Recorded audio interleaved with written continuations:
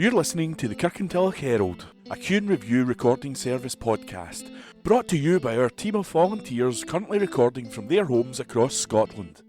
Whether you're listening via the BWBF online players, the telephone app, or our brand new Alexa skill, please phone us on 0141 772 3976 to feedback on what you want us to provide and improve upon. Please also join your family and friends in being our audio ambassadors and share our Facebook, Twitter and Instagram all at Q & Review.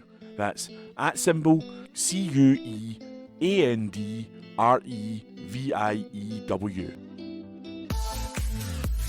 This week's paper, date Wednesday, the 9th of November 2022, read by Alan, Corey, Hunter and Ian. New lease of life for the boardwalk and path, read today by me, Ian. A new and improved boardwalk and path network is coming soon to Lindsay Moss to provide better access for all visitors to the nature reserve. The existing boardwalk, built in 2005, is much loved by local people and visitors alike, who flock to Lindsay Moss to enjoy its natural surroundings. And now the popular walkway is set to be completely revamped as part of the project funded by the Councillor's Cycling, Walking and Safer Routes allocation from Transport Scotland and Strathclyde Partnership for Transport, SPT. Two sections of the existing pass, covering approximately 1,350 metres, will be upgraded as part of the project, with work beginning on 7th November. The first section will cover the path from the entrance of Heather Drive and will link with the main path that runs to Blackthorn Grove and is expected to be completed in February 2023. The second section will see work carried out between February and March 2023 on the path that runs from the entrance to Lindsay Railway Station car park along the northern boundary of the railway line to the boardwalk. Signs directing users will be put in place during the different phases as access changes.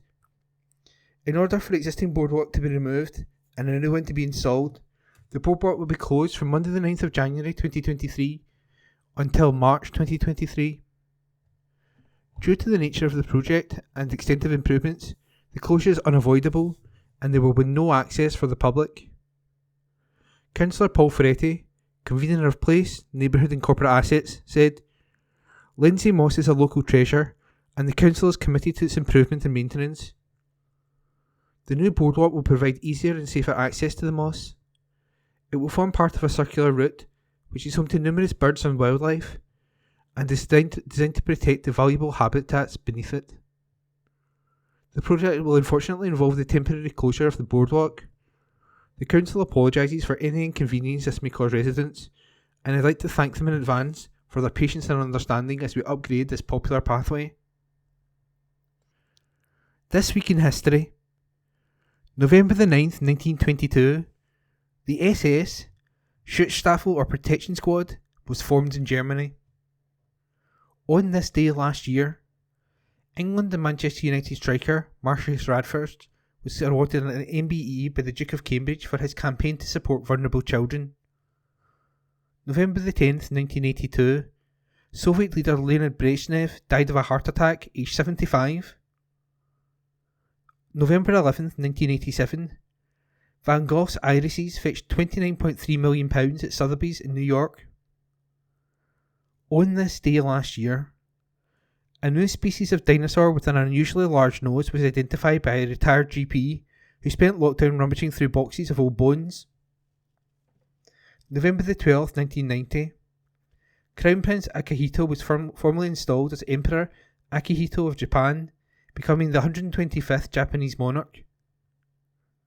On this day last year, the husband of Nazarene Zacharia Ratcliffe endured his 20th day in hunger strike after a meeting with a Foreign Office minister left him feeling deflated about his wife's detention in Iran. November 13th, 1941, HMS Ark Royal was torpedoed by a German U-boat. She sank the next day. On this day last year, Britney Spears hailed the best day ever after her conservatorship was terminated and she regained control of her life. November the 14th, 1932, book tokens went on sale in Britain for the first time. MSP pops in to say hello. Rona Mackay MSP visited pupils from St Ninian's High School recently who took part in a pioneering climate literacy and skills development programme run by business transformation enterprise Fuel Change. Fuel Change brings together schools, educators and businesses to engage the next generation on driving a positive transition to net zero through skills development. The unique Fuel Change Challenge programme for schools, colleges and the workplace tasks next generation participants aged 16 to 25 to take on a real world climate challenge that has been set by industry, collaborate on a solution and present it.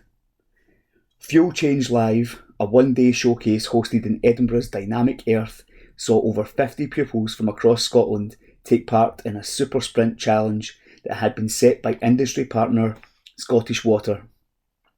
Throughout the day, St Ninian's High School pupils Ailey Maguire and Olivia Leinster developed their skills and confidence in research, communication and teamwork as they collaborated with other students to create a bespoke solution, with Rona Mackay MSP dropping in to see the teams in action.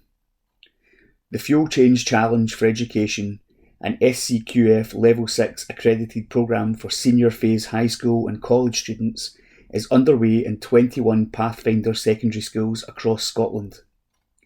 Rona Mackay, MSP for Strathkelvin and Bearsden, said, "It's incredibly important to engage young people in climate issues and equip them with the skills they need for the future workplace. That's why I was delighted to meet Ailey and Olivia from St Ninian's High School at Fuel Change Live and to hear about their creative solutions to some of the biggest issues facing our planet today.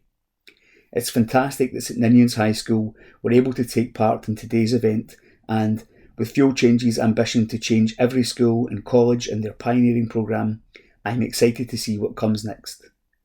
Annabelle, Challenge for Education Programmes Coordinator, said, "Fuel Change Live was a fantastic showcase of what our next generation can achieve when given the right tools to expand their climate literacy and future workplace skills. It was great to have St Ninian's along." Read by Alan Todd. Pam's vote as recorded by Hunter MacDonald. West Scotland MSP Pam Gosel has voted against the Gender Recognition Reform Bill as it was debated at Stage 1 in the Scottish Parliament last week. Ms Gosel spoke of striking a balance between the rights of trans people and the safety of women and girls. She cited multiple concerns about the proposed legislation, which seeks to make it significantly easier to obtain a gender recognition certificate. Speaking in the debate, Pam condemned the toxic nature of the discussion around this issue and the dismissal of many legitimate concerns about these proposals. Concerns raised by Pam during the debate included the lowering of the minimum age to 16, the reduction of the time required to live in the required gender, and the potential violation of religious rights in certain settings. Worry over the national rise. As the cost of living crisis bites for many across the UK, new figures show more than 4 in 5 households in East Bartonshire have at least one working age adult in employment. Last year saw the first national rise in the number of working age households without an employed adult since 2010, before rising food and energy prices led to soaring inflation this year. The Institute for Public Policy Research said the rise in workless households is seriously concerning, especially during the rising cost of living. Office for National Statistics figures show 24,259 Eastern Bartonshire households containing one or more occupants aged between 16 and 64 had at least one person in employment in 2021. It means 83.2% of households were classed as either working, where all working age adults are in employment, or mixed, where at least one working and one workless adult, down from 84.2% the year before. Across the UK, the number of workless households rose for the first time since 2010 last year, from 13.7% to 14.1%.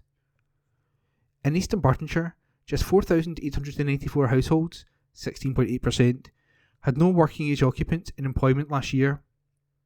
Rachel Statham, Associate Director for Work and Welfare State at the IPPR, said, "It is very seriously concerning to see a rise in the number of workless households, particularly as our cost of living crisis deepens this winter, and it's becoming very clear that urgent action is needed to keep people in the workforce as living costs soar.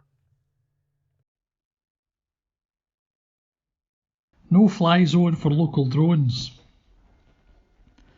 Drone operators are being warned by Police Scotland, the Civil Aviation Authority, and airport operators that it is dangerous as well as being an offence to fly the remotely piloted aircraft in the proximity of an airport without permission. This follows reported sightings of drones in the vicinity of the flight path of Glasgow Airport recently. Inspector David Ferguson of Police Scotland's Aviation Security and Safety Unit said, "There has been a significant growth in the use of drones. What may seem like a harmless pastime or hobby could have potentially catastrophic consequences if the drone is flown in a location which poses a threat to aircraft.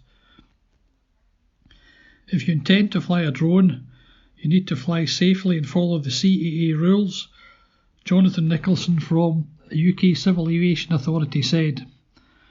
"Drones can be great fun, but breaking the CAA's drone code and flying irresponsibly could result in criminal prosecution, including imprisonment." A spokesperson for Glasgow Airport said, "Operating a drone within the airport's restriction zone is a criminal offence, and you could face up to 5 years in prison and an unlimited fine." The flight restriction zone extends to a 2.5 nautical mile circle radius from the runway, with extensions protecting flight path for arrival and departures. Endangering the crew and passengers of an aircraft could lead to a catastrophic loss of life. Members of the public who witness or are aware of anyone operating a drone near an airfield should contact Police Scotland. Strike worry. Concerns grow over fears that ambulance staff will go on strike as we enter into one of the busiest times of the year. Speaking upon the news that GMB workers in the Scottish Ambulance Service and the NHS have voted for strike action, West Scotland Labour MSP Neil Bibby said, "The result of this strike ballot does not come as a shock. NHS staff have been telling me for months of the pressures they are facing, the stress they are under and the lack of attention being given to them by the Health Secretary. NHS staff are some of the most dedicated public servants. They do not want to strike, and the action can be avoided if the government meaningfully engage with the workers and the union to resolve this. In the strongest possible terms, I urge Humza Yousaf to get round the table." Bus ownership is key, says Katie. The Strathclyde Partnership for Transport, SPT, must make council bus ownership the principal goal of its regional strategy, Scottish Labour MSP Katie Clark has said. In her response to the SPT's consultation on its draft regional transport strategy for the west of Scotland over the next 15 years, she highlighted new powers to set up municipally owned bus networks, which came into force earlier this year. The Transport Scotland Act enables councils to set up municipal companies to run local networks, which have been deregulated across most of Scotland for nearly 40 years. Katie, who represents West Scotland, has said funding streams are not yet in place to enable this to happen. Volunteers are sought. A new partnership has been formed by Scotland IS, Tech Chican and STEM, Science, Technology, Engineering and Maths, ambassadors to address the Scottish technology skills gap. The partnership is actively seeking volunteers from across Scotland to join the programmes. There are currently Digital Critical Friends programmes running in East Dunbartonshire and Glasgow, which still have some spaces. The organisations are seeking to tackle a shared ambition to increase STEM education for school-aged pupils by improving collaboration between the programmes and accessibility for anyone who wants to get involved. Scotland IS Digital Critical Friends programme, in partnership with DYW Glasgow and Skills Development Scotland, has been rolled out in several local authorities areas to help meet the rapidly growing and changing skills demand within the Scottish digital sector. It connects school-aged pupils with industry practitioners to support computing education, developing interest and abilities in digital technologies, with a view to increasing the digital skills talent pipeline. It also provides teachers with access to insight and support from industry, increasing knowledge and informing lessons. Through the new partnership, STEM ambassadors will provide PVG accreditation, making it much easier to become a digital critical friend. With Tech She Can't, Tech We Can educational resources now being provided to digital critical friends, they can increase the support given to teachers to build knowledge and confidence in delivering tech-related lessons, helping to inform students and inspire them to consider a career in STEM.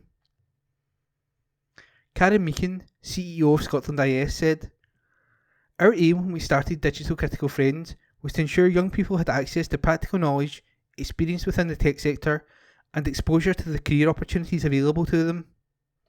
This partnership with STEM ambassadors and Tech She Can will allow us all to work together to give young minds the opportunity to explore a future in tech. We're calling for passionate individuals to get involved with the programme. It's a wonderful opportunity." Council is snow ready. As winter approaches, East Dunbartonshire Council is prepared to respond to the challenges that the colder weather brings. The Council's winter service policy for 2022-23 aims to keep pedestrians and traffic safe and moving. The policy guides and informs the approach to severe weather, including heavy snow, rain, and icy temperatures. Council crews are now on call 24/7 to manage and deal with the weather conditions, and Councillor Paul Ferretti, convener of Place, Neighbourhood and Corporate Assets, wants to reassure residents that the Council is prepared for any challenges that may occur. Councillor Ferretti said, "While we always hope for a manageable winter, we are prepared for all weather conditions. Keeping people moving is vital over the coming winter months. Our highly experienced road service teams provides gritting services across East Dunbartonshire, ensuring we keep our roads and pavements as ice and snow free as possible, and like all local authorities, we have to prioritise our roads. Primary routes, which covers over half of East Dunbartonshire's roads, are our first priority, so these will be cleared first. Then we will proceed to treating our secondary routes. These routes are only salted when resources allow and when there has been consistent adverse weather conditions. However, rest assured, our aim is to keep everyone's journeys as uninterrupted as we can. Primary routes consist of main roads, bus routes, access to fire, police and ambulance stations, access to hospitals, at least one access road to each school, dangerous and steep roads. Secondary routes include general access routes, cul-de-sacs, quieter industrial roads. The council has also has specialised gritters for footways, which are based in strategic locations throughout the East Dunbartonshire area. If freezing conditions are forecast, primary footway routes will be gritted in advance as a precaution. There are over 450 grit bins placed throughout East Dunbartonshire, which people are welcome to use. If there is an empty grit bin in your local area, please phone 0300 123 4510. There is also additional grit available at Broomhill Depot, Gilsyth Road, Kirkintilloch. This facility is intended for public use, and residents are asked to please bring a shovel and a container when collecting. Councillor Ferretti continued, "Residents of East Dunbartonshire are always doing an amazing job of making use of grit bins and keeping their communities clear of snow, and I am sure this year will be no different. There are over 450 grit bins throughout the area, and we have additional grit available at our Broomhill Depot. We hope that by being prepared and focusing on the areas that need our attention the most, we can all have a safe and enjoyable winter." The Council's policy is available at www.eastdunbartonshire.gov.uk/winter-service-policy-2022-23. Updates will be posted on Twitter and Facebook and www.eastdunbarton.gov.uk/gritting. Benches commemorate NHS employees. A former employee of NHS Greater Glasgow and Clyde and the Health Board's Endowments Fund have teamed up to pay permanent tribute to NHS employees who worked so hard to care for people throughout the pandemic, and to those members of the public who sadly died from COVID-19. Margaret Cochrane, 71, and fellow committee members of the Friends of the People's Palace, Winter Gardens and Glasgow Green secured nearly £2,500 endowments funding to install 2 commemorative benches in the much-loved Glasgow Park. Each of the benches, which are situated near the People's Palace, carries a plaque with a message of tribute. The one for NHS workers reads, "Dedicated to all NHS workers. They remained at work throughout the COVID-19 pandemic and saved countless lives, sometimes at the expense of their own. We clapped for them during the pandemic, but we should remember them forever. Friends of the People's Palace, Winter Gardens in Glasgow Green." The bench is a tribute to all NHS workers, porter and domestic, nurse and play team member, surgeon and public health specialist, as the committee were very aware that caring for people goes far beyond frontline staff. Margaret said, "The whole committee were adamant this was something we wanted to do, to mark the contribution they had made. Seeing the pressure NHS staff were under, the difficulties they went through to care for us throughout lockdown and up to now, it was the least we could do. It really shows how much the NHS is appreciated. My whole family is in the NHS, and it means so much to all of us."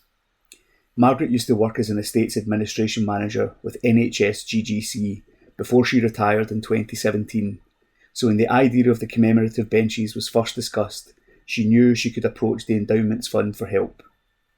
In the end, the fund donated £2,430 to the group, and last month the benches were installed, with the NHS one in a small park area next to a statue of Peter Pan and looking onto the Winter Gardens. Margaret added, "During lockdown, everyone became aware of the environment and the value of being outdoors, just going for a walk." Food banks need help. As food banks and frontline charities face up to their hardest Christmas ever, people in Kirkintilloch are being urged to give the gift of their time and take part in the UK's biggest food donation drive. The Tesco food collection is taking place in all Tesco stores from December 1st to 3rd, and the Trussell Trust and Fairshare are urging volunteers to sign up to support the event in store. It comes as both charities face an unprecedented demand for food. The Trussell Trust, which is the largest food bank network in the UK, has seen a 46% increase in the number of food parcels giving out in recent months, while Fairshare has a growing list of thousands more frontline charities seeking food. During the collection, Tesco customers will be encouraged to donate long-life food to support the charities. Donations for the Trussell Trust will help its network of food banks provide emergency food parcels to people in crisis, while donations to Fairshare will support its food deliveries to thousands of frontline charities. Tesco will once again top up the customer donations by 20% in cash. Volunteers are needed to staff the collection points, because when volunteers are present they collect considerably more food. The fact that only 1 in 5 food parcels given out by the Trussell Trust comes from donations from Tesco and its customers underlines how much the donations made in store are needed. We're expecting that even more people will be forced to use a food bank this winter, and the Tesco food collection is vital to ensuring we can support everyone who comes through our doors, said Emma Reevy, CEO of Trussell Trust. Supporting the Tesco food collection this December by volunteering could make all the difference. You could donate a couple of hours' time and volunteer during the collection, or, alternatively, you could donate food to your local Tesco donation point. You can sign up to volunteer with Fairshare at www.fairshare.org.uk/food collection, or with the Trussell Trust at www.trusselltrust.org/get-involved/Tesco-food-collection/volunteer. Top marks for Anya. The British Youth International College BYITC has announced the 10 winners of its latest National Abacus Maths Challenge, 6 of whom are based in Glasgow. Out of the hundreds of students who took part, Anya Pasupaletti from Lenzie has won the Level 9 prize in the Abacus Maths competition. The 9-year-old's parents are thrilled their daughter has been recognised for her mental arithmetic skills. Her mother, Vino Dini, said, "We are really pleased that Anya has been rewarded for her hard work at Supermaths through this challenge. She used to struggle with simple arithmetic, but since starting Abacus Maths training, we've noticed such a big difference. Anya is more focused and confident when calculating difficult sums now, and best of all, she has fun while doing it." Taking part in the national challenge alongside her Supermaths classmates and being awarded one of the top prizes has made Anya even more excited to continue learning. Book Week Scotland. Celebrate and share stories. Report by Kevin McRoberts. This year's Book Week Scotland programme has been announced with a lineup of themed around Scotland stories as part of Scotland's Year of Stories 2022. Scottish Book Trust, the national charity changing lives through reading and writing, supported by Creative Scotland and Scottish Library and Information Council, SLIC, has worked closely with writers and partnerships to put together an exciting week packed full of online and in-person events and activities, taking part November the 14th to 20th. Book Week Scotland is the country's biggest celebration of books and reading. Events throughout the week include an evening with Sally Magnuson, sharing stories from 4 vibrant Scottish communities, and Book Shriek Scotland, a celebration of Scotland's folklore, presented by Kirsty Logan and Heather Parry, featuring storytellers and writers including Garth Marenghi. Scottish Books Trust will also be asking people to share what they've been reading during the week in a reading map of Scotland. Mark Lambert, CEO of Scottish Book Trust, said, "Book Week Scotland is a special time of year where people across Scotland can come together to celebrate and experience the magic of books and reading. The 2022 programme features a mix of fun, spooky, inspiring and unusual events and activities. This year's Book Week Scotland forms part of Scotland's Year of Stories 2022, celebrating Scotland's rich culture of telling stories. We hope you'll be able to join in with the Book Week Scotland event in your community or one of the many ways to take part online.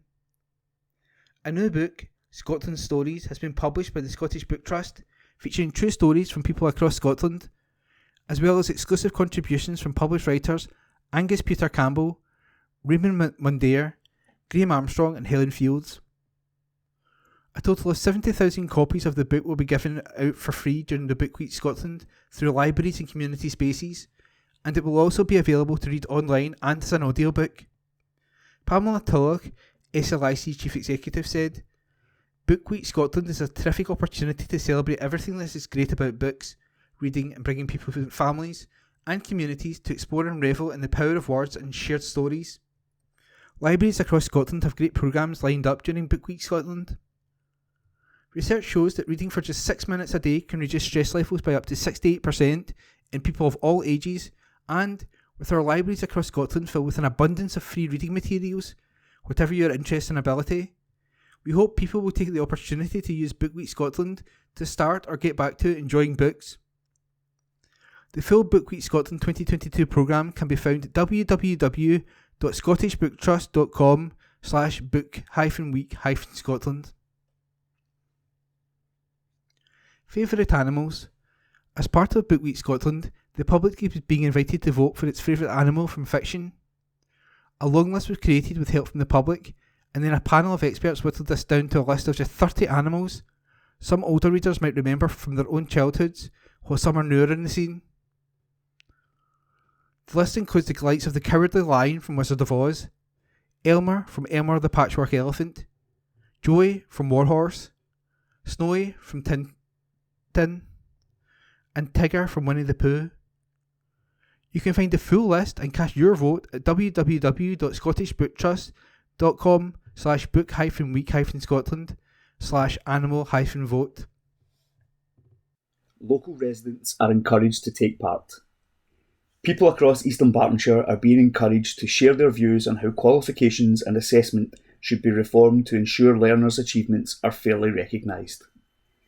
A consultation will inform an independent review currently underway, and it closes on 16th December.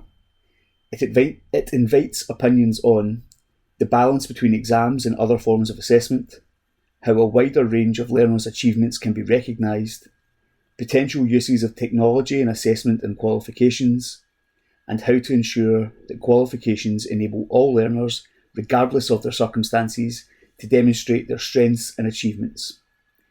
Professor Louise Hayward, who is leading the independent review, said, "This review offers Scotland an opportunity to look to the future.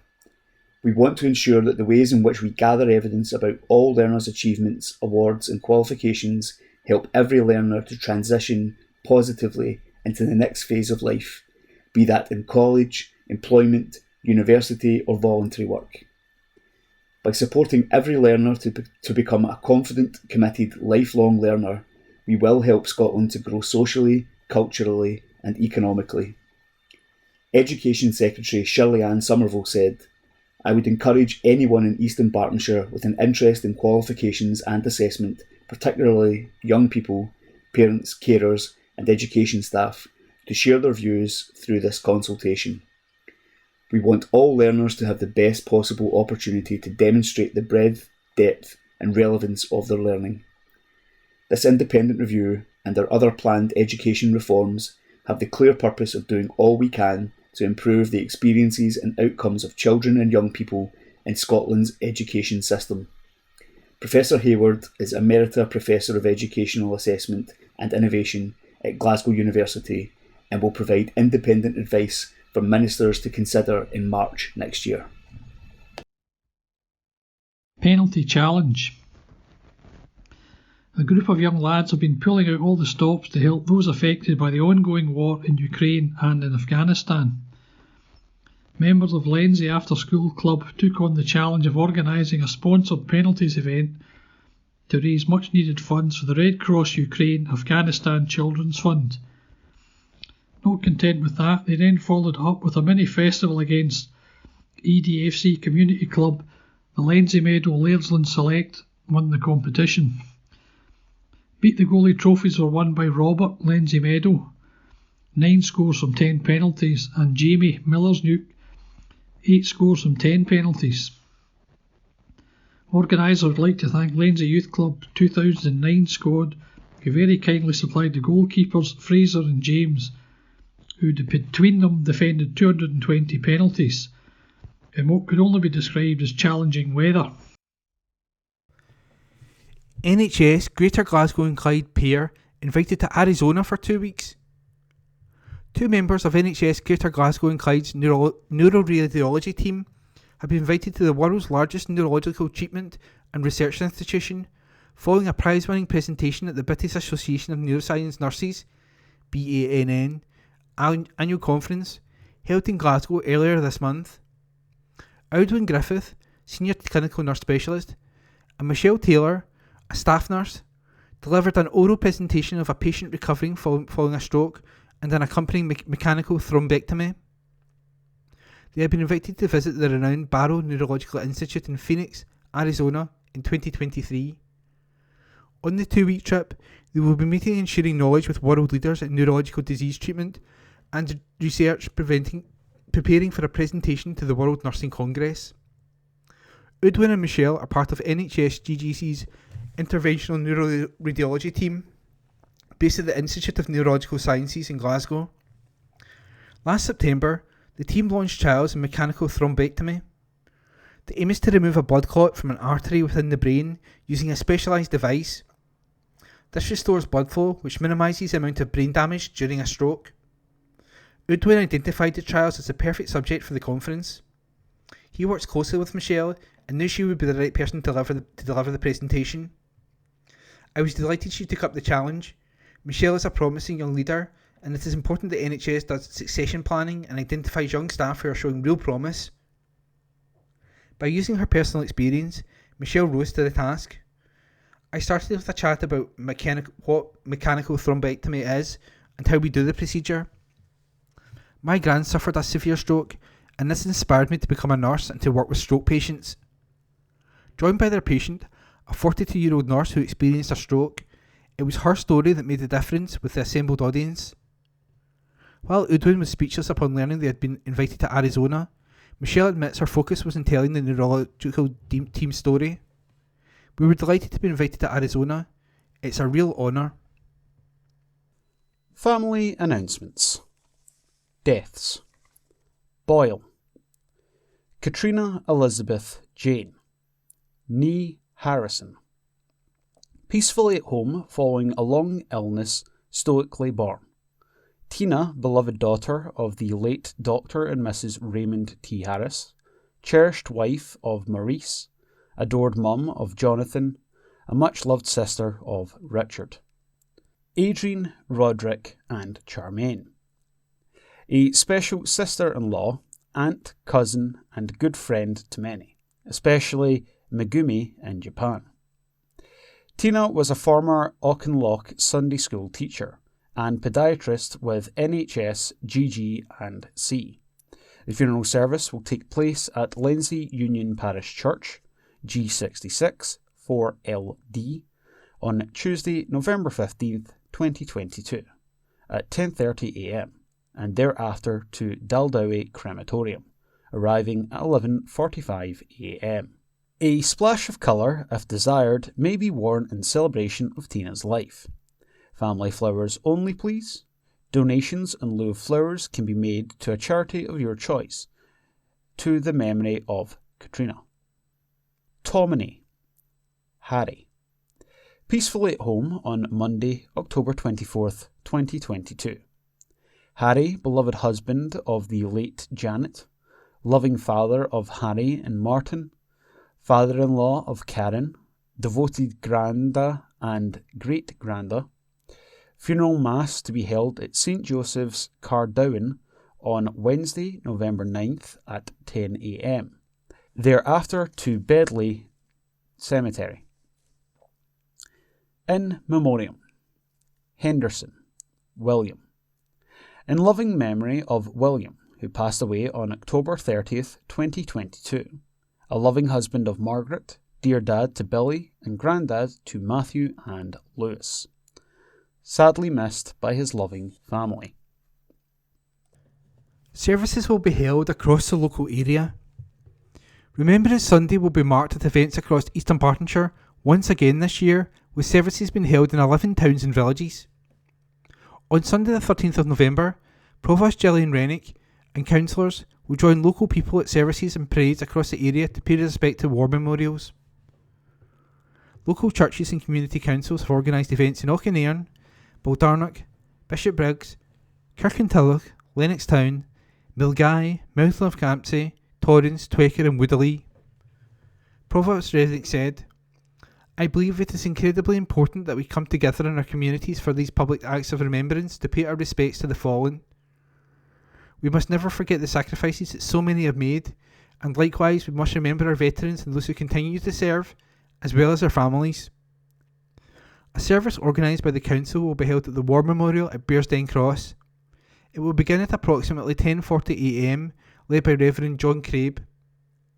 It will be attended by Deputy Lieutenant of Dunbartonshire Pat Steele, Council Leader Gordon Lowe, Armed Forces personnel, representatives of the Council, Police Scotland, community councils, churches, schools, Boys Brigade, Girls Brigade, Girl Guides, Scouts and other local groups. Provost Rennick added, "I will attend the service in Kirkintilloch and lay a wreath on behalf of the people of Eastern Bartonshire. It will be my honour to join the people in sombre reflection as we remember the service and sacrifice of so many. My thanks to everyone across the area who have organised events so that communities can gather to pay their respects. I hope as many people as possible come along to their local war memorial with friends and family on this Remembrance Sunday. To find out details of what's happening in your area, see www.easternbarton.gov.uk/remembrance-Sunday-Acts-East-Dunbartonshire. Diversions will be in place in Bearsden on November the 14th, with Drimmen Road closed between Loch Kemerock Road and Colquhoun Drive between 10am and noon, with waiting restrictions in nearby streets. Opinion. Let's talk. This week's Kirkintilloch and Bishopbriggs Herald letters page, as of the edition Wednesday, the 9th of November 2022. Cross-party unity needed to safeguard the future of our SNHS. Sir, the Scottish NHS, when all is said and done, is a huge not-for-profit business.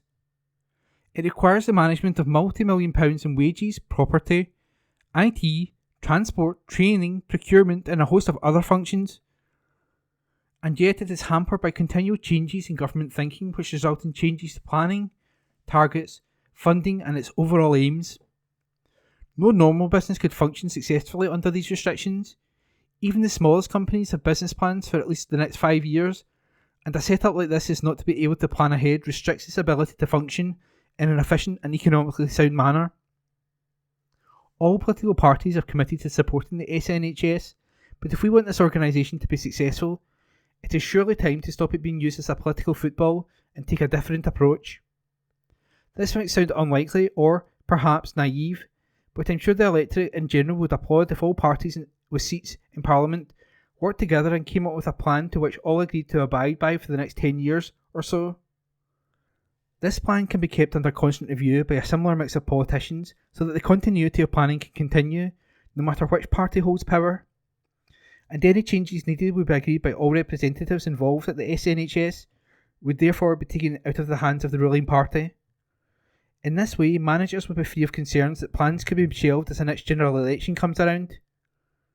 Does this idea have merit? What might the pitfalls other than removing a vehicle used for point scoring by political parties? Yours, etc., Hilary Hallidale, by email. Hancock the Half-Wit, get him right out of the House of Commons. Sir, Matt Hancock, our disgraced former Health Secretary, has travelled to Australia to take part in a TV show. It obviously did not enter his mind that he enjoyed a lucrative salary from the British taxpayer and that his job was to represent his constituents in Parliament. Instead, he has treated them with utter contempt. How such a shallow individual has not been exposed for what he is beyond my understanding. Now we know just how despicable this man really is. There should be some mechanism for removing him permanently from the scene and allowing his constituents the opportunity of electing a more worthy occupant of his seat in the House of Commons. Suspension by his party is far too lenient a penalty. Yours, etc., Robert Finlay. Address supplied. Barack has got it right. Sir, the manner in which our politicians speak to each other needs to be addressed, as it is now verging on the rancorous. These people are our leaders who set a standard of behaviour that is mirrored by many levels of our society. We pride ourselves on being being a tolerant and broad-minded nation, but when one political leader says they detest another political group, what kind of example is that? Do our leaders not understand this way of addressing someone who has different views permeates and, in some cases, becomes amplified as it passes through their supporters? Is the intention to incite? Barack Obama got it right in the US midterm elections when he said that, if our rhetoric about each other gets so mean that we start demonising one another, it creates a dangerous climate. If only we had this kind of statesmanship in our debating. Yours, etc., James Edgar. Address supplied. Latest jolly. Sir, it was ironic to note that on the day we heard the forthcoming savage cuts being imposed on the Scottish NHS, education, etc., Angus Robertson of the SNP was pictured on his latest jolly with his entourage in Spain. A photo with some minor Spanish functionary who no doubt cursed his bad luck in not being given the job. Nothing whatsoever gained. A couple of nights in a top hotel, fine food, and then fly back to freezing Scotland. A new sizable hole in taxpayers' cash. As well as overseas jaunts and pretend embassies, in the latest round of swinging cuts, there was no mention of the tens of millions of pounds put by for the referendum fund. These budgets apparently are sacrosanct. When will Scotland wake up and smell the coffee? Yours, etc., Alexander Mackay, via email. Scotland is the first Daily Mail nation. Scottish children have stepped their way into the history books as Scotland has been confirmed as the world's first Daily Mail nation. Over 188,000 primary school children in Scotland are getting active for 15 minutes a day, with half of primary schools across all 32 local authorities signed up to the Daily Mail. The initiative is proven to improve the well-being of children across the country as part of wider efforts to improve overall health and reduce the pressure on the NHS over winter. It was started by former head teacher Elaine Wiley, MBE, of St Ninian's Primary in Stirling in 2012 and has grown every year, extending beyond schools into communities and workplaces and encouraging more people across Scotland to get on the move. Globally, there are now nearly 4 million children taking part in 16,000 plus schools in 87 countries around the world, with Scotland leading the way, encouraging other countries to follow suit. The Daily Mail, supported by INEOS, began working in partnership with the Scottish Government in 2017 when it announced its ambition to become the first Daily Mail nation. The Scottish Football Association, Scottish FA, is also backing the initiative using its extensive network of community clubs to promote the role of physical activity in health and well-being. Public Health Minister Marie Todd said, I try to do a daily mile whenever I can, and there is no doubt I always feel better for it. We want Scotland to become a nation where more people are more active more often. The benefits of instilling these habits early are plain to see. Children will see the joy of walking, running or wheeling, which will boost their health in the long term and reduce the strain on our NHS. I consider this initiative to be one of Scotland's best exports. Building on our success, other home nations and countries around the world are now embracing the Daily Mile initiative. Scotland continues to lead the way on a global scale. Founder of the Daily Mile, Elaine Wiley said, "From one school in Stirling to Scotland to becoming a Daily Mile nation, I am incredibly proud of all the schools, teachers and children that have helped us achieve this milestone, and I would like to take the opportunity to thank them and our partners across Scotland. The Daily Mile was created by children, which I truly believe is why it has been so successful and is now reaching nearly 4 million children around the world." Scottish FA Chief Executive Ian Maxwell added, "The Scottish FA recognise the unique reach of football and the importance that physical activity can play in the health and well-being of children and young people in this country. We are thrilled to support this initiative as Scotland becomes the world's first Daily Mile nation. Opportunities to exercise on and off the pitch should be available to everyone, and through our network of community football clubs and local partners, we are ready to play our part and use the power of football to inspire the country to become more active." Call for action on delayed discharges. Age Scotland has called for much more focused and targeted action to address hospital delayed discharge figures, which are at their highest level in 6 years. The charity says that the situation has long since passed the point of crisis and cannot be allowed to continue as it has been. Figures published by Public Health Scotland showed 1,885 people were affected by delayed discharge on the September census date, a rise of 8% compared to August. There was a 13% increase in the total number of days, 54,960, spent in hospital in September by people otherwise medically fit to leave, compared to the year before. In September, hospitals had a daily average of 1,832 beds occupied by patients deemed medically fit to be discharged. The average length of the delay was 23 days, more than 3 weeks in a hospital bed instead of being looked after at home. Brian Sloan, Chief Executive of Age Scotland, said, "For far too long there has been a steady increase in the number of older people unable to leave hospital because of a lack of available and appropriate social care support in their community. It's just not good enough, and it has a devastating impact on their ability to recover and be able to live the kind of life they had before going into hospital." Mr. Sloan added, "Unless there is a vastly greater investment in social care and the recruitment and retention of much more qualified staff, we're going to be here again next month and the month after that, with yet more older people suffering the physical and mental consequences of a lengthy stay in hospital." Childcare savings of £5,000 per child. Families of more than 83,200 children are saving around £5,000 per eligible child per year, thanks to the Scottish Government's Early Learning in Childcare (ELC) offer. Latest figures show a year-on-year increase in children accessing funded ELC. The number taking up the full offer of 1,140 hours a year is also up from this time last year. If families paid for this themselves, it would cost them around £5,000 per eligible child per year. A total of 93,902 children aged 2 to 5 were accessing funded ELC at the start of September, a 3% rise from the same time last year. Of those 83,237, 89% were benefiting from the 1,140 hours offer.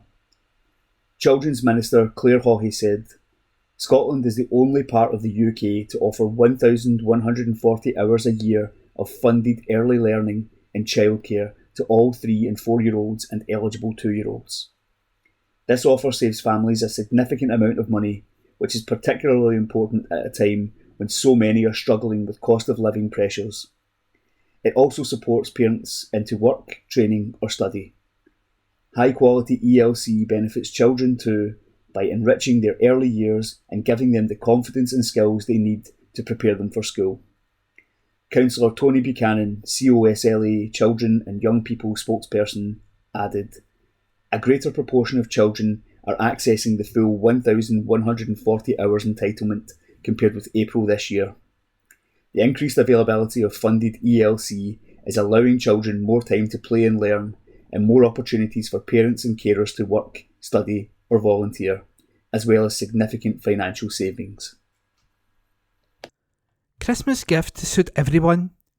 Finding some unique Christmas gifts locally has never been easier, as 2 free exhibitions selling bespoke festive gifts are running in Eastern Bartonshire right up to Christmas.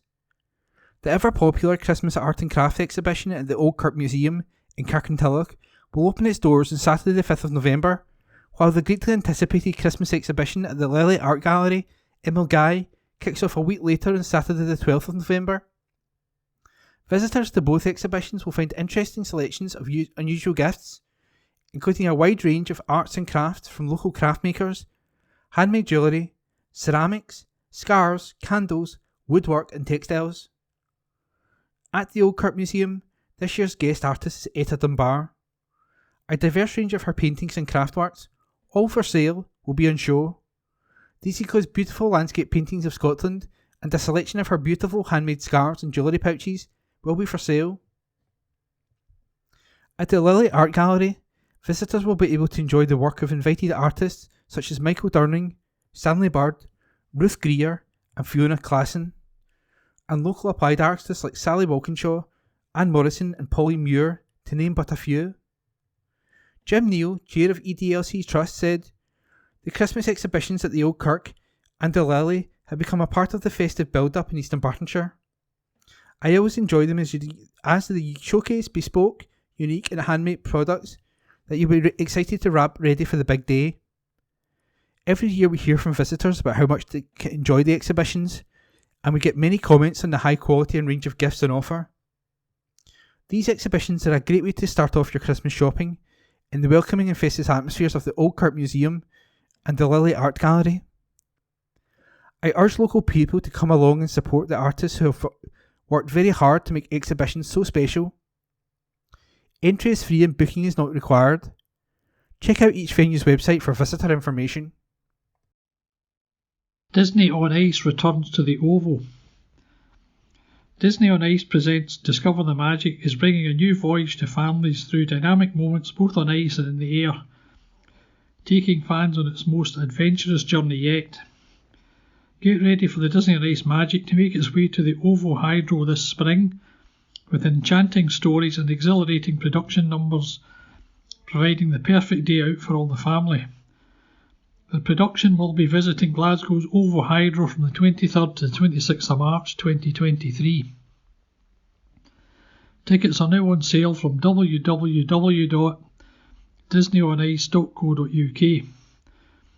Embark on a quest with Mickey Mouse and his friends, an adventure filled with world-class skating, high-flying acrobatics and unexpected stunts. Look for the clues in the search for Tinkerbell through immersive, fantastical worlds, and explore the colourful spirit realm of Coco, or sail away with Mona to a land of dreams. District News. Churches. Torrens Parish Church. The morning service, in person, is at 10:30am, conducted by Reverend Stuart Irvin. During the service, the youngsters meet together in creche, junior church and FROG.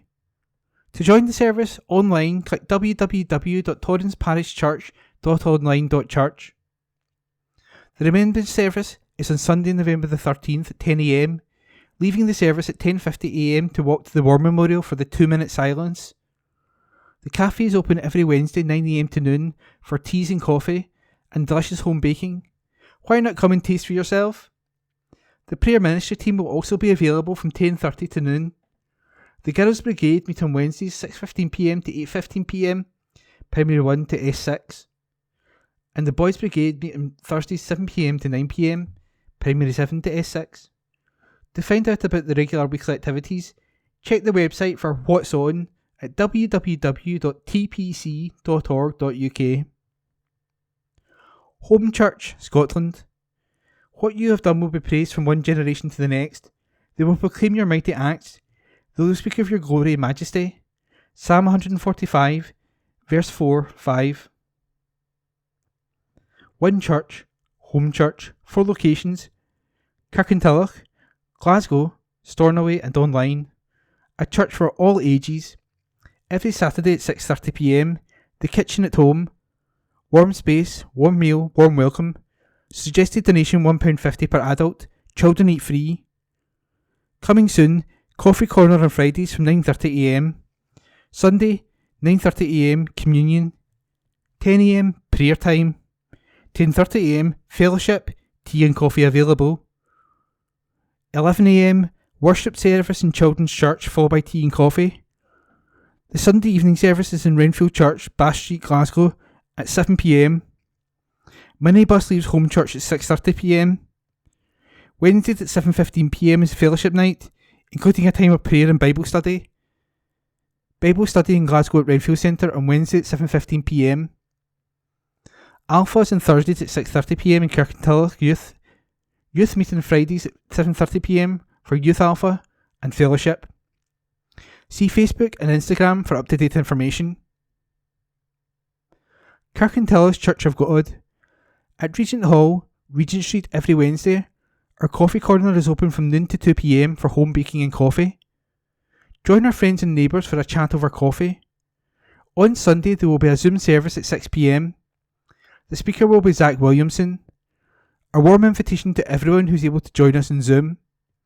Access details for the stream can be obtained by emailing hello@regenthall.org.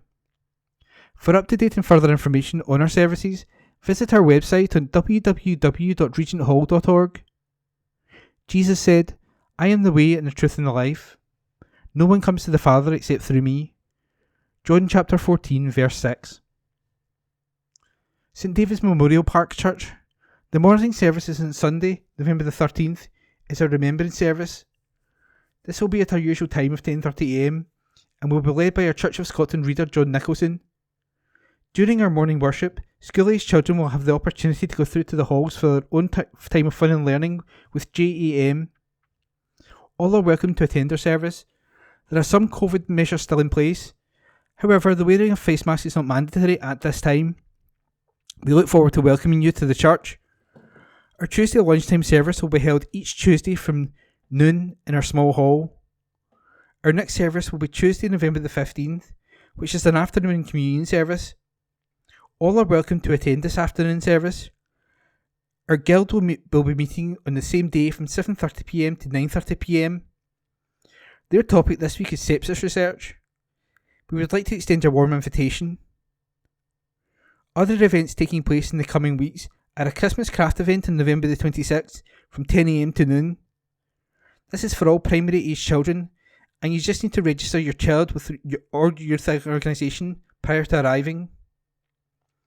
Details are on Facebook. Also, the church will be offering a warm space starting on Monday, November the 21st. Times to be confirmed. Volunteers are needed to support this event. If you are able to offer some time and support, please contact the church to the Facebook page. Lenzie Union Parish Church. Messy Church, a fun-filled hour for the whole family, is on Saturday, November the 12th from 4 p.m. to 5 p.m. in the new hall. Please book a place, so if arrangements alter we can contact you. Text 07774 192 659. Email o'malley.dom@yahoo.co.uk.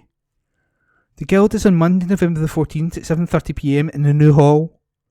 Rona Morrison, an artist, is a guest speaker.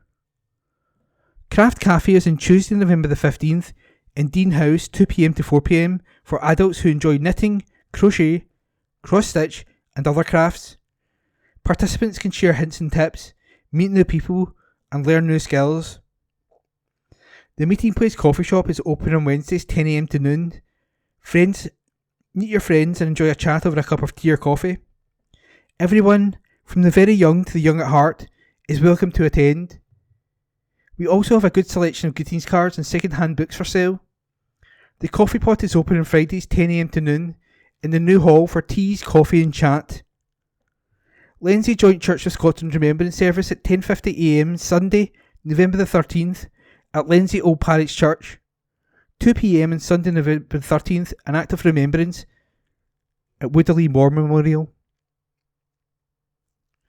Lenzie Old Parish Church.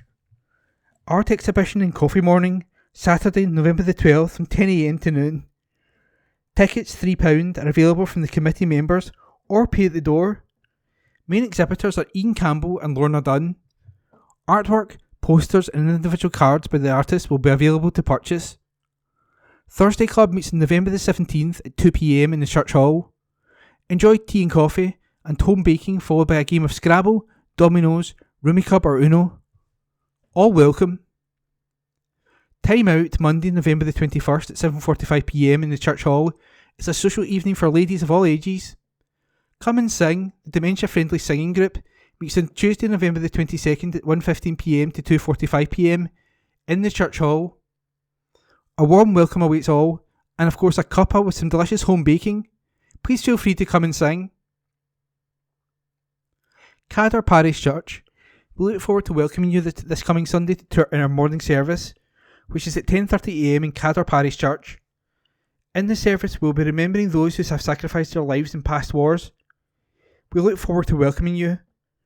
The service will be led by Reverend John McGregor and Josie Javier Incendo Malo, MMUS. Children, Cadder Kids, meet in the church prior to the service and then go up to Cadder North Hall for their activities. There will be a service of remembrance and laying of wreaths at the War Memorial in Bishopbriggs on Sunday, November the 13th at 12:45 p.m. The parade leaves Cadder South Halls at 12:30 p.m. Early fellowship meets in the South Hall Chapel at 9:30 a.m. on Thursday for half an hour with Reverend John McGregor, and also available on Tuesday and Thursday on Zoom. For further details, contact the minister. Cadder Coffee Shop at Cadder South Hall on Kirkintilloch Road is open on Tuesday to Thursday, 10 a.m. to 2 p.m, and Friday from 10 a.m. to noon. Come along and enjoy good food and great fellowship. Jacqueline, our manager, and her team will give you a warm welcome. Our guild meets on Thursday, November the 10th, and the speaker is Reverend John McGregor on the guild theme, We Seeds Big Trees. St James Church, Hilton Road, Bishopbriggs. Rector the Reverend Paul Watson, 0141 230 4080. The church is open for socially distanced services, face masks a personal choice, this Thursday at 11 a.m. and Sunday, November the 13th at 9 a.m. and at 10:30 a.m. Everyone is welcome. Stay for tea and coffee and fellowship afterwards. We are looking forward to our church away day on Saturday, November the 12th.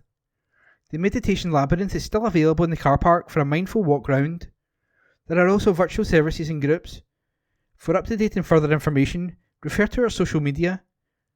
Facebook, St James the Left Bishopbriggs. Website, www.stjamesbishopbriggs.org.uk.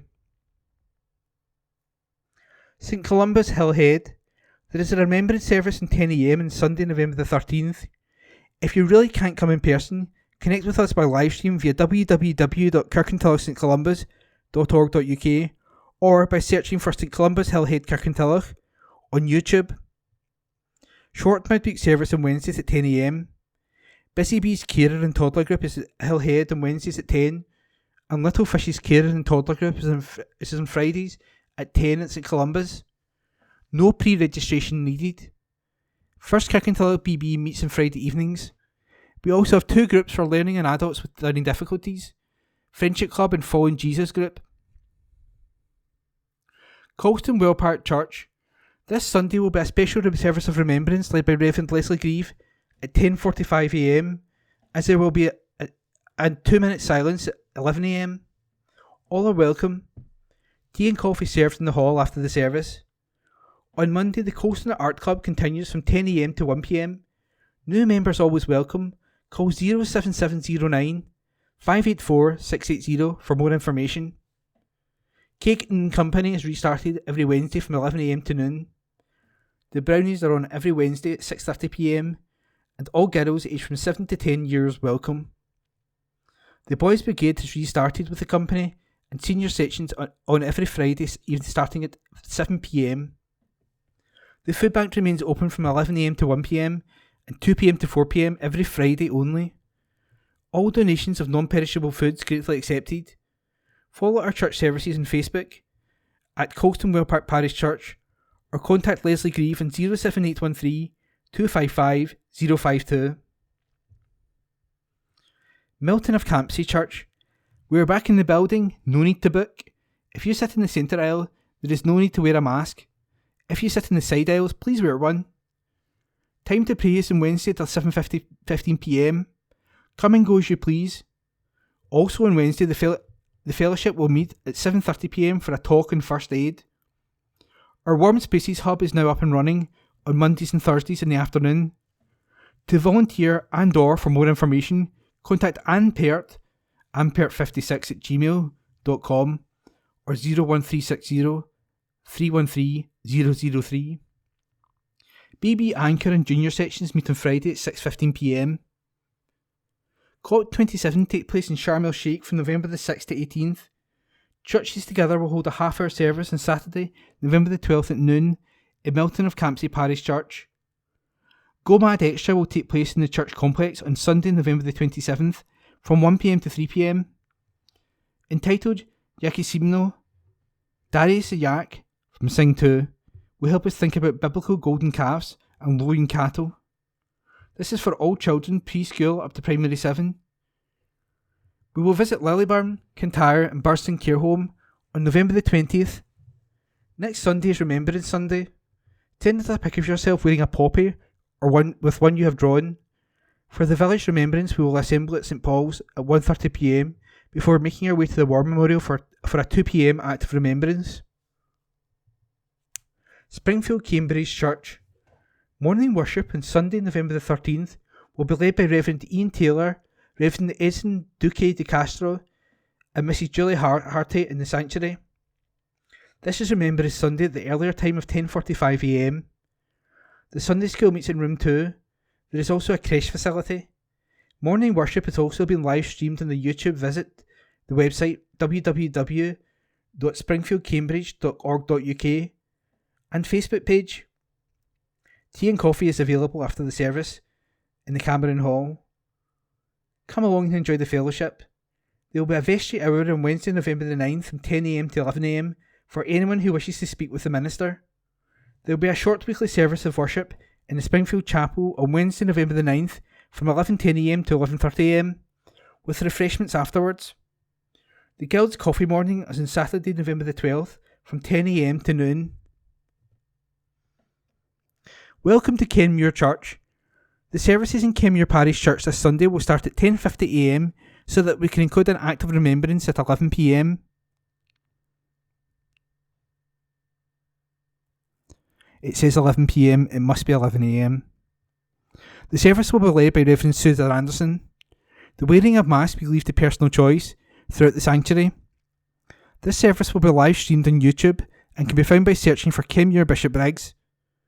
Full details of all of our groups which are currently running may be found on our website, kenmure-church.co.uk. To find us on Facebook, just search for Kenmure Parish Church. If you would like to join our WhatsApp group or receive the Bible studies from ABC, then email us at kenmure@icloud.com. District News General, Wednesday the 9th of November 2022. Local History Forum. Society of Antiquaries meet. History and Heritage. Members of Kirkintilloch and District Society of Antiquaries met on Thursday, November the 3rd. The Antiquaries enjoyed a very lively and informative talk by local author and lecturer David McVeigh on David Gray, The Evidence. The David Gray in question was a local poet who died at the age of 23 in 1861. His headstone and plaque are in the Old Isle Cemetery, and he is remembered in the street names David Gray Drive and Poet's View, both in the Merkland area where he lived. Gray was the eldest son of a weaver and went to Glasgow University at the age of 14. His parents wanted him to become a minister in the Free Church, but David was determined to be a poet and went to London in 1860 to further his career. Unfortunately, he was not successful and returned to Kirkintilloch ill with tuberculosis, of which he died in December 1861. By this time, a volume of his work was already underway and was published in 1863. His main work was a long descriptive poem, The Luggie, which runs to over 1,000 lines. This and other poems offer a description of the area as it was in the mid-19th century, essentially a pre-industrial landscape. He also wrote a collection of poems, Into the Shadows, about his own impending death, which he compared to that of other poets such as Keats. While not a great poet, his work offers a picture of the area at the time and of the issues that concerned it. Mortality rates were much higher than now. The talk was greatly appreciated by the audience and followed by a lively question and answer session. Kirkintilloch and District Society of Antiquaries is a history and heritage society founded in 1933 by members of the local community, including Thomas Johnson, politician and historian. In addition to arranging an annual programme of talks, it researches and publishes on local topics and organises visits for members to places of historical interest. Meetings take place in the Park Centre, 45 Kerr Street, Kirkintilloch. To find out more about the Society and see a full listing of planned events, or if you are interested in becoming a member, please visit our website to find out any further information. Small and Beautiful Show. At the beginning of September, Kirkintilloch Horticultural Society held a less formal, smaller scale flower show in St Mary's Church Hall. This was well attended with a good number of exhibits, a popular tombola, plus a slideshow loop featuring submitted photos of plants and gardens. Lauren Lockley from the Herbal Homestead will give a talk on Scottish and Siberian plants, their uses and benefits, plus information on permaculture gardening in the Enterprise House on Thursday, November the 17th from 7:30pm to 9:30pm. All welcome.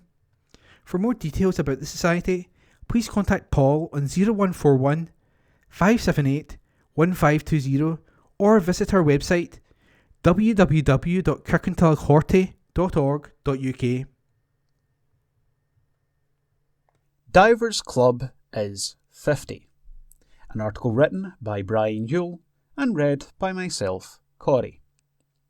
Thistle Divers celebrated its 50th anniversary with a dinner and disco at the Coachman Hotel in Kilsyth.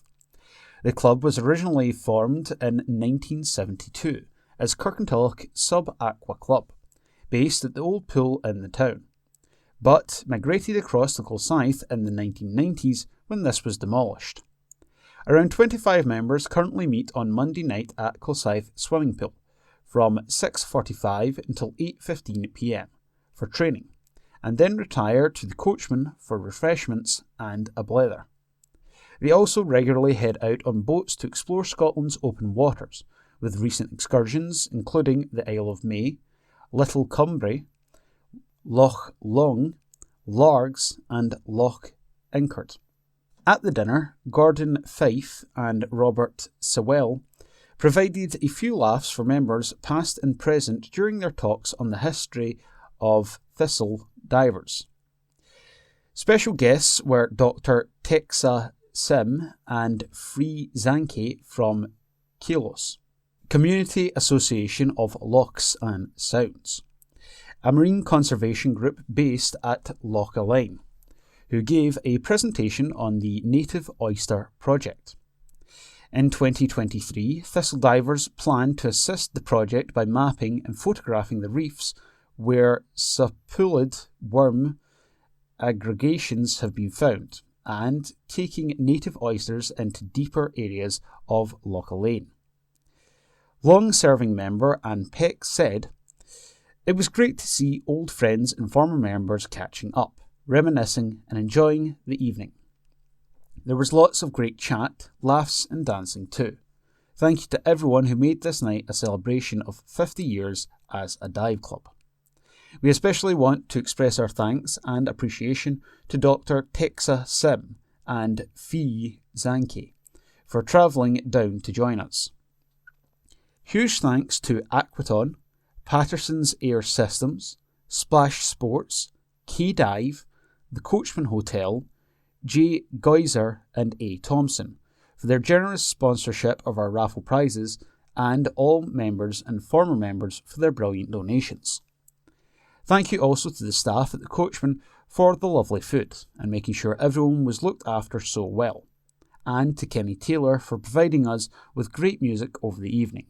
Here's to another 50 years." That article was written by Brian Yule. Junior Park Run is set to celebrate first birthday. An article written by Brian Yule. The Springburn Junior Park Run will be celebrating its first birthday this weekend. Over the past 12 months, around 25 youngsters aged 4 to 14 have gathered every Sunday to compete a 1.2 miles, 2 kilometre, fully marshalled course around Springburn Park. During that time, the young athletes have ran, walked and jogged a combined total of 1,383 miles, which is 2,226 kilometres, which is the equivalent to the distance from Kirkintilloch to Gibraltar. Co-event director Jonathan Sharp said, "The Junior Park Run is free, fun and friendly family event every Sunday morning. Children from across Glasgow and East Dunbartonshire travel to attend regularly as junior park runs in the country become more widespread." The anniversary run will kick off at 9:30 a.m. on Sunday by the pond in the park, with participants gathering for a well-earned coffee and roll in the Boathouse Cafe situated within the park afterwards. Co-director Bob Keith added, "The Junior Park Run is run by a volunteer core group with supporters of parents, grandparents and other members of the parkrun community, helping to marshal, distribute, finish tokens, scan barcodes or timekeeping. Over our first year, 139 volunteers have given 45 minutes of a Sunday morning to support and encourage young people to challenge themselves and be their best. Their help has been vital to keep the event going and is always appreciated. New volunteers are always welcome to get involved. If you would like your children to attend, register each participant's details at www.parkrun, which is parkrun.org.uk/register. Print or save the barcode on your phone and take this every time you attend a park run anywhere in the world.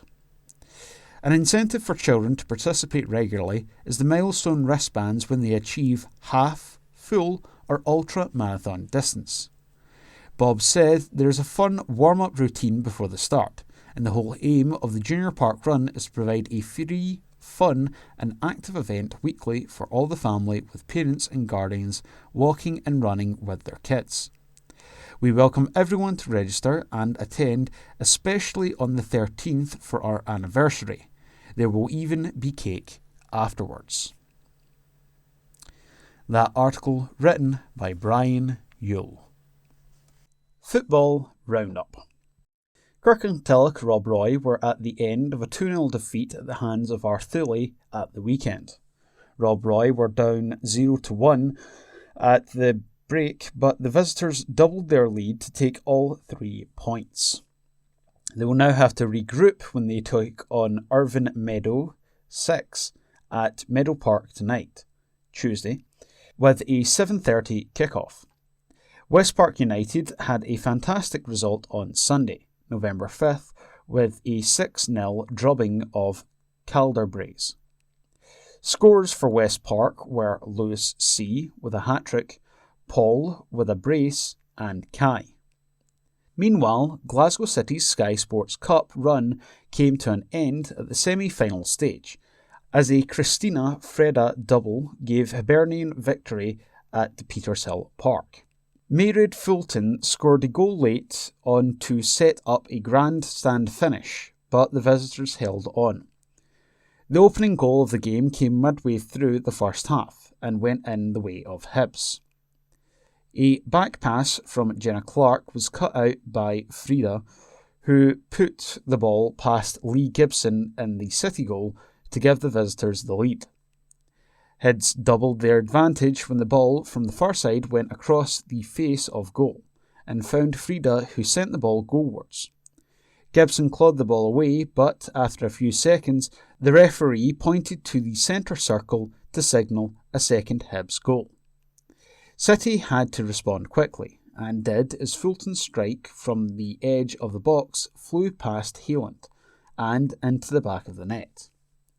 Fulton's strike gave City a lifeline, but despite the best efforts of the players in orange, Hibernian hung on to secure the victory. In the WOSFL Premier Division on Saturday, Darvell edged the win over Petershill by 2-1. Scoring for Petershill was McKenna on the 42nd minute. Petershill welcome Forth Wanderers FC on Saturday with a 1:30 kick-off. Ashfield FC continued their impressive form with a hard-fought 3-0 victory over Maryhill at the Peugeot Ashfield Stadium on Saturday. Leading 1-0 at the break, courtesy of a Johnny Black goal midway through the half, the field secured victory through their goals from Fraser, Sheridan and Bobby Barr to push the home side into second place in the league behind Renfrew in this extremely competitive league.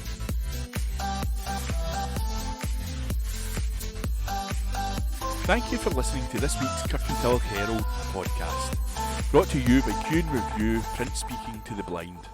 If you've any feedback, you're welcome to call us on 0141 772 3976. If you enjoyed this recording, feel free to subscribe to our channel.